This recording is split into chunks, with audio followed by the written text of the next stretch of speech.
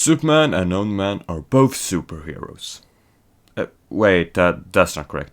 Let me rephrase that.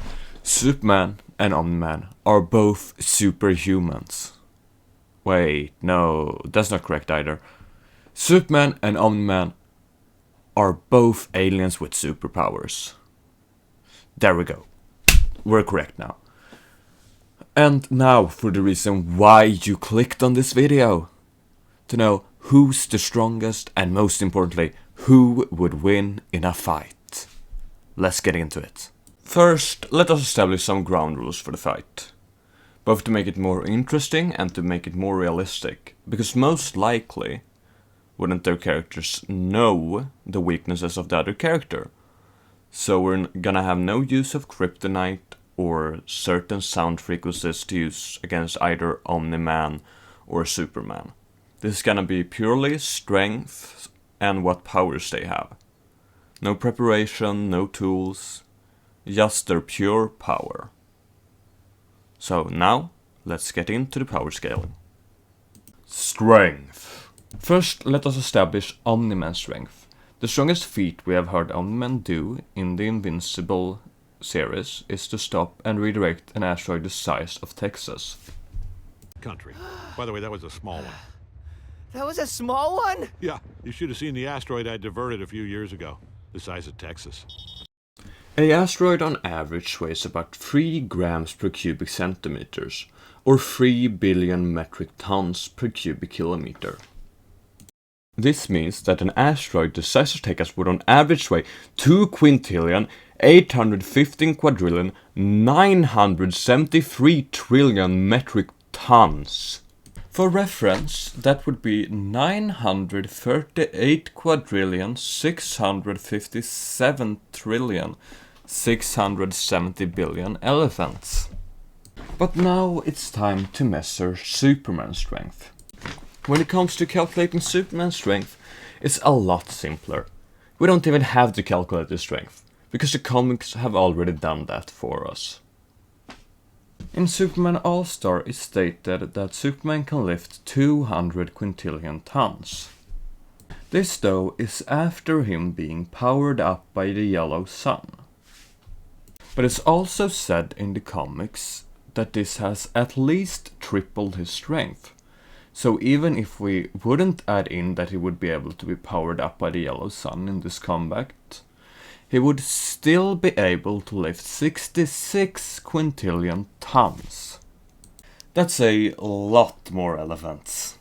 But strength isn't the only important thing when it comes to combat. So let's now go over to special abilities. Omni-Man doesn't really have any special abilities that Superman doesn't also have. So I aren't really gonna focus on any of their common special abilities like flying for example, or their super healing. So now let's get over to Superman's special abilities. Superman's special abilities that would be important for combat and would be relevant for combat would be his ice breath and heat vision. Heat vision. Superman's heat vision is stated to be 5000 degrees Celsius or 9032 degrees Fahrenheit. Let's see if Omni-Man would be able to withstand that kind of heat. Termites are stated to be able to withstand the heat of the sun. The surface of the sun is around 5600 degrees Celsius or 10,000 degrees Fahrenheit. This would mean that Superman's heat vision would most likely be useless in a fight against Omni-Man. But now let us talk about Superman's ice breath. Superman's freeze breath is stated to reach temperatures as low as absolute zero. This would most likely not bother Omni-Man. This is because space is only 1 degree warmer than absolute zero.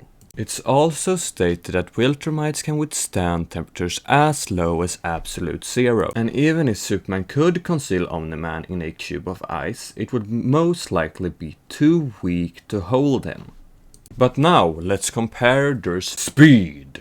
Superman is able to travel at the speed of light, which is shown in the Superman movie from 1978 when he turns back time.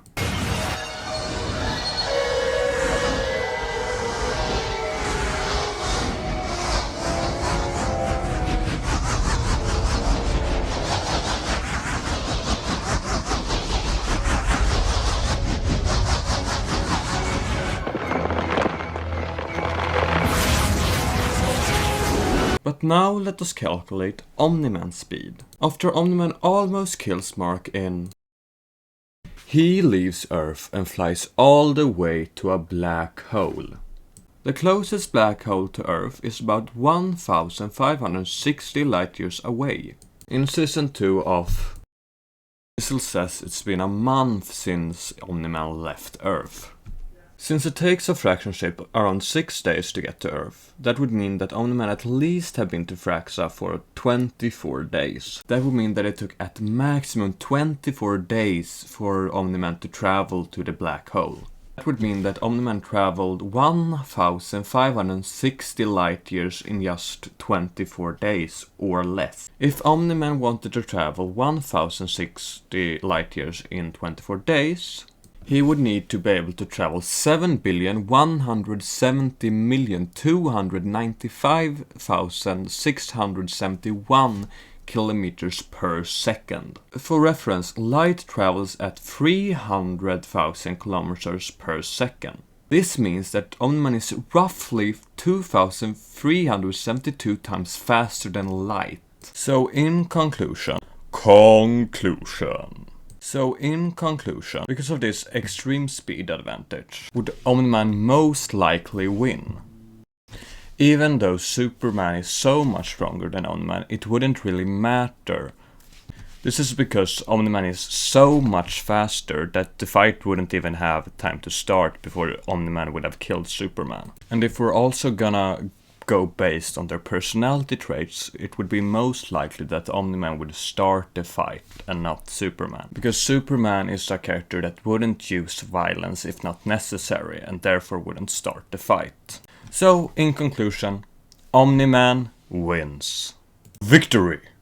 Omni-Man! Thank you everyone who watched the video. This is based on what I could find about Omni-Man and Superman. If I have gotten anything wrong, please put it down in the comments.